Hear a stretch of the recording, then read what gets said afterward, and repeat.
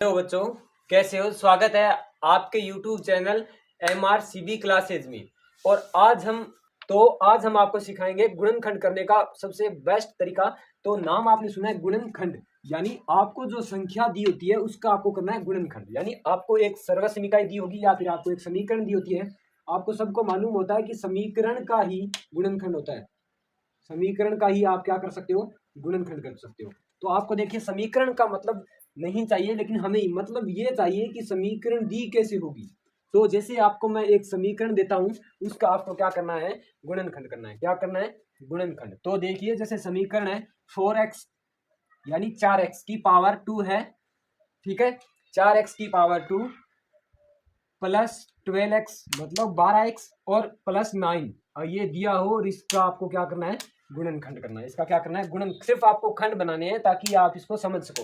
तो मैं आपको गुणनखंड करवाता हूं एक नई विधि से। तो आपको पहले ये देखना है कि ये 9 है, ये 2x दिया है, ये 4x की पावर है यानी 4x की स्क्वायर यानी घात जो है आपके पास कितनी है? 2 है। तो सबसे पहले आप बाहर वाले पदों का इस टाइप से गुणा नहीं, जोड़ नहीं, भाग नहीं, सबको भूल जाए। आपको बाहर वाले दोनों पद देखने हैं, बाहर वाले दोनों पद आपको देखने हैं। और इस पद के आपको दो डिवाइडेशन करने हैं, भाग। दो भाग आपको जो है वो करने हैं, यानी दो टुकड़े, जिसे भाग यानी इसके बोलते हैं टुकड़ा या टुकड़े। दो टुकड़े यानी अलग अलग भागों में बांटना है इस 12 को। अब हमें ये पता नहीं है, सिर्फ 12 को तो बांट सकते हैं। 6 हो गया, 12 हो गया, 6 12 होते हैं। 5 में जोड़ देंगे, जैसे 5 में 7 जोड़ देते हैं, फिर 12 हो जाते हैं। तो ये 12 हमें नहीं चाहिए, हमें ये 12 चाहिए। जैसे ये जो आपको बाहरी पद दिखाई दे रहे हैं, इनको आपस में करो पहले मल्टीप्लाई, यानी मल्टीपल गुणा कीजिए। 4 को 9 के साथ करें, 9 चौके 36 होते हैं। 36 और x की पावर यहाँ पर रखें, x की पावर यहाँ पर रखें। अब आपको डिसाइड हो गया होगा कि इस 12 के ये दो भाग करने हैं, यानी इस 12 के ऐसे दो भाग करने हैं कि गुणा करने पर उनका, जैसे सिंबल गुणा है और यहाँ पर सिंबल किसका है? प्लस का, यानी प्लस का ये सिंबल है। गुणा करने पर तो आना चाहिए ऊपर वाली संख्या, गुणा करने पर तो ऊपर वाली आनी चाहिए, और जोड़ने कराने पर नीचे वाली संख्या आनी चाहिए। यानी ऊपर कितना है? 36 है, और नीचे कितना है? 12। तो पहले हम 36 को आप छोड़ दें, 12 के हम टुकड़े करते हैं। किसके टुकड़े करते हैं? 12 के आप टुकड़े करते हो। तो सबसे पहले देखिए, 12 का टुकड़ा करते हैं तो एक तो 10 हो गया और एक 2 हो गया। एक 10 प्लस 2 होते हैं। जैसे 10 प्लस 2 हो गया, 10 और 2 कितने होते हैं? 12 हो गए। लेकिन 12 इन दोनों को अब आपको क्या करना है? मल्टीप्लाई। तो 10 दुआ कितना होता है? 20। लेकिन हमें तो चाहिए 36, तो ये टुकड़ा आपका सही नहीं है। तो अब आपको क्या करना है? फिर 12 को सोचना है, फिर 12 का सोचना है। तो देखिए, जैसे मैं 12 का फिर एक और भाग करता हूँ, जैसे 12 का भाग करता हूँ, 8 प्लस 4 हो गए, क्योंकि जोड़ने पर तो 12 आ रहे हैं। 8 4 कितने होते हैं? 12। तो ये देखिए 8 4 12 होते हैं, लेकिन 8 चौके कितने होते हैं? 8 इंटू 4 कितने होते हैं? 32। 8 इंटू 4 कितने होते हैं? 32। तो ये भी नहीं होगा। तो आप फिर देखिए 12 के एक बार और भाग करते हैं, 12 के एक बार और भाग करते हैं, तो 6 प्लस 6 देखो कितना होता है? 6 प्लस कितना होता है? 12। और इन दोनों को आपस में क्या करना है?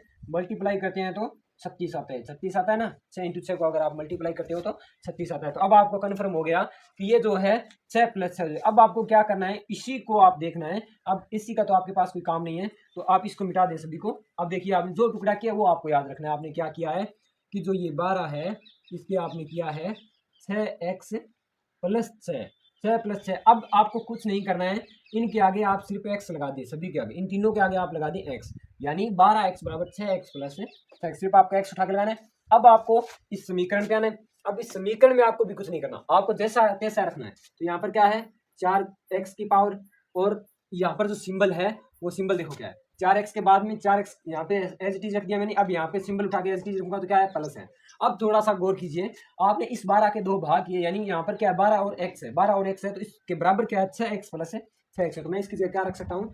6x plus 6x। दोनों की जगह रख दिया मैंने, उसकी जगह 12 की जगह। और फिर आपको जो ये है, ये यहाँ पर एज इट इज लिखना है। जैसे 9 है तो 9 का 9 लगा दिया, तो आपने इसके दो भाग कर दिए हैं। अब आपको क्या करना है? अब इनमें से आपको जो कॉमन फैक्टर है उन्हें बाहर निकालना है। कॉमन फैक्टर चारों में एक साथ हम नहीं निकाल सकते, तो इसके दो अलग अलग पद कर लेंगे। तो हम इन दोनों में से अलग कॉमन फैक्टर बाहर निकाल देंगे, इन दोनों में से अलग कॉमन फैक्टर बाहर निकालेंगे। तो यहाँ से देखिए, इस 4 को मैं 2 इंटू 2x लिख सकता हूँ। इस 4 को मैं यहाँ पर 2 इंटू 2x नहीं, आप सिंबल भी लिख सकते हो, 2x इंटू 2x लिख सकता हूँ। फिर देखिए, अब इस 6 को जो है मैं इस टाइप से लिख सकता हूँ, 3 इंटू 2x लिख दिया। और इसी 6 को मैं फिर यही लिख सकता हूँ कि 3 इंटू 2x, 3 देखो कैसे 3 दुआ 6 इंटू एक्स क्या हो गया 6x हो गया। फिर इस 9 को मैं इस तरह लिख सकता हूँ 3 इंटू 3, यानी 3 इंटू 3 कितना होता है 3 मल्टीप्लाई 3 करोगे तो कितना होता है 9 होता है, तो आपको 9 हो गया। तो अब यहाँ से देखिए जो आपको इसमें कॉमन फैक्टर इन दो पदों में, आपने को मैंने कहा था कि इन दो पदों में जो कॉमन फैक्टर आपको दिखाई दे उन्हें आपको बाहर निकालना है अलग अलग पदों में। तो ये दो कॉमन फैक्टर आपने अलग अलग कर दिए, यानी इस दो पदों को आप अलग करें, दो पदों को आप अलग करें। तो यहाँ से देखो इसके अंदर x की है और इसके अंदर भी क्या है x है, तो ये देखो दोनों में कॉमन है, तो इसमें से 2x हम बाहर निकाल लेते हैं। यहाँ पर देखो यहाँ पर क्या बच गया 2x और यहाँ पर क्या बच गया 3, तो प्लस 3। अब देखिए यहाँ से थोड़ा ध्यान दीजिए, यहाँ पर देखिए यहाँ पर 3 भी है और यहाँ पर भी 3 है, लेकिन यहाँ पर 2x है, लेकिन यहाँ पर क्या है 3 है, तो यहाँ पर प्लस का क्या निकाल लेंगे 3 बाहर निकाल लेंगे तो 2x प्लस 3 बच गया। तो यहाँ पर देखिए फिर अब फिर कॉमन फैक्टर बाहर निकलेगा इसमें से, कैसे निकलेगा कि यहाँ पर देखो इसमें फिर 2x है, 2x आपको दिखाई दे रहा है, फिर इसमें 2x और आ गया, तो यानी इन दोनों में से 2x बाहर, ये पूरा पूरा बाहर चला जाता है। जैसे इसको ये पूरा पूरा मैंने देख लिया तो यहाँ पर क्या बचता है 2x बचता है, तो मैंने यहाँ पर क्या लिख दिया 2x। अब देखो ये पूरा पूरा बाहर गया, तो उसी टाइप से ये पूरा पूरा बाहर गया, यहाँ पर क्या बचता है प्लस का 3, यानी आपने बाहर जो क्या निकाला था, बाहर आपने निकाला 2x प्लस 3, तो यानी इसके दो गुणनखंड हो गए 2x प्लस 3, 2x प्लस 3।